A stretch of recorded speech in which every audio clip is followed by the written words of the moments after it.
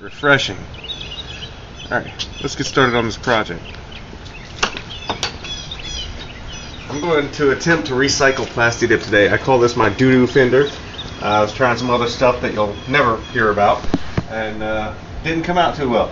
So I'm going to peel this off, and I'm going to use some VM&P to break it down. Now, how I'm going to do this is I'm actually going to take and fill up an empty Plasti Dip can halfway with VM&P, and then I'm just going to start shoving dried up Plasti Dip in there until it's all the way full, and well, there's 50-50. Since that's what I spray with anyways, that's where I'm going to start. If it needs to be thicker, I can just add more reducer. If it needs to be thinner, I kind of messed that up, didn't I? If it needs to be thicker, I can just add more Plasti Dip. If it needs to be thinner, I can just add more reducer. So that's what we're going to do. So let me go ahead and get started, because I'm going to use the Plasti Dip I peel off of this fender to respray back onto the fender. Now, because of overspray, I'm going to assume that I'm not going to have enough to finish, so I might have to throw an extra can in here. And really, it's not so much of whether I have enough to do it, it's just whether it can be done. So let me get the peeling, and we'll see where this goes. Alright, I peeled the fender. This is all I got off of it, though. I'll go ahead and use my VM&P.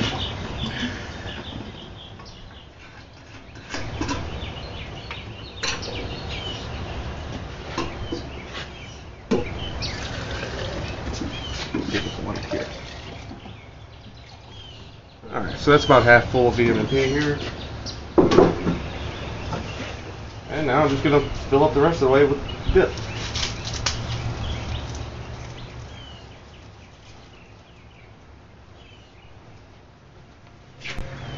That's as far as it brought it up.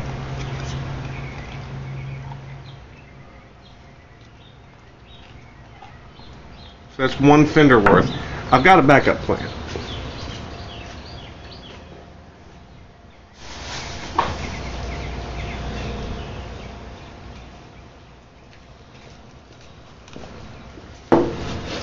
I've got extra dip.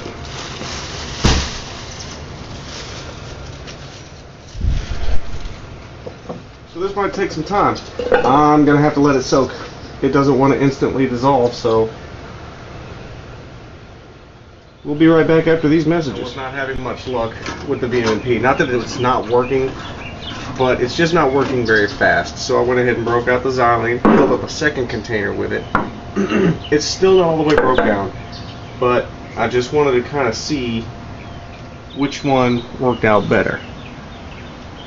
You can see there's still clumps in there, and that's with xylene.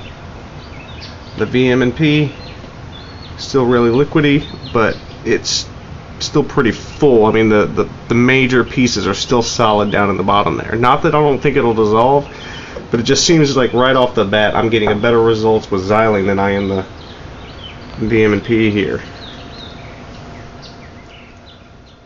So I don't know if this, well, it's certainly not going to be thin enough to spray, but if I put some more in here, I'm sure I'll be able to spray with it. Right, the more I agitate this, of course, the thinner it's going to get, but can't really do it in this little container. I don't really know what my ratio is anymore. I'm just going to pour it in here and eyeball it the rest of the way and see if I can't get it thin enough to spray. Can you see that goo? Looks like tar.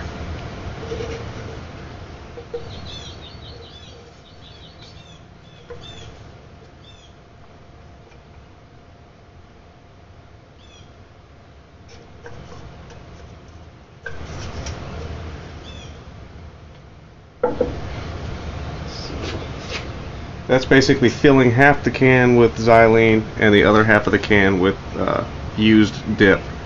Now this is obviously way too thick. Even if there weren't clumps in here, this is obviously way too thick to spray. So I'm going to go ahead and add some more xylene anyways. Because with something like this, it definitely seems like you're going to have to just eyeball your own results.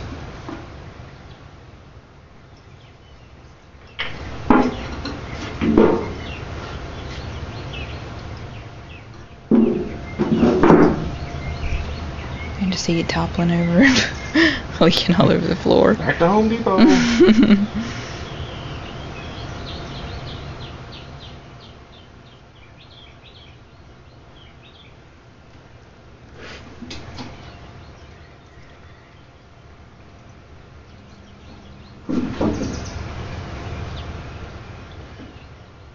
That's a little bit more water. Our solution with xylene has been soaking for about 30 minutes.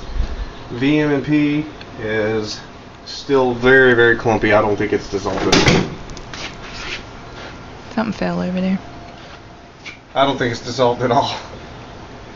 Now, I don't think anyone will dispute that before you put this back in your gun, run it through a strainer. There's still clumps in here, not many, but they're still there. If you're going to use a metal strainer like this, remember the holes are going to be very, very small, so you can't just pour it in and it comes straight out the other side. You pour a little in, pour a little more in,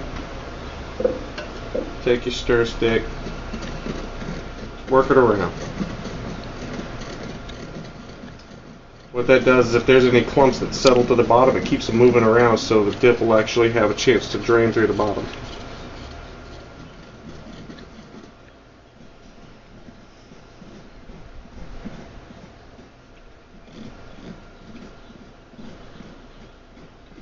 Is the time worth it? No. I'm starting to think not, but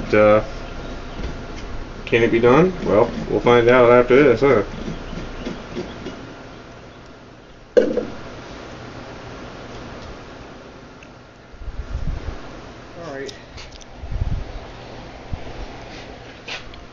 That's about how much we made. Right there, about a half a container full. I'm just going to basically throw this in the gun real quick. If you can see, that is some pretty filtered out stuff. And that's what I was wanting to go for. I'm sure you could throw that in the gun and just spray it and it'll come right out the tip, maybe if it doesn't clog it up. But if I'm going to do anything, I'm going to at least try to do it somewhat right. So let me put this in the gun. And look at what I've done over here. I went ahead and sanded down everything. If you have damaged clear coat on your car and you don't sand it down, it will show through the dip.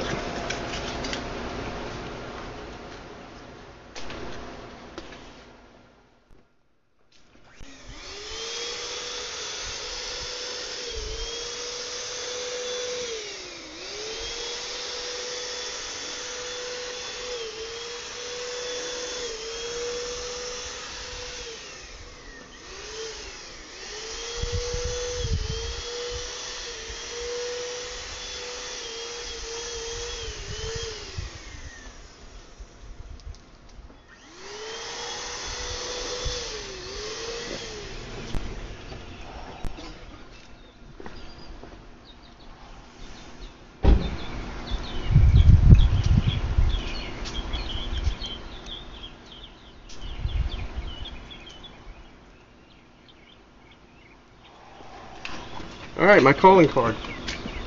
Now I'm going to take my time with this. I'm not going to get into a rush.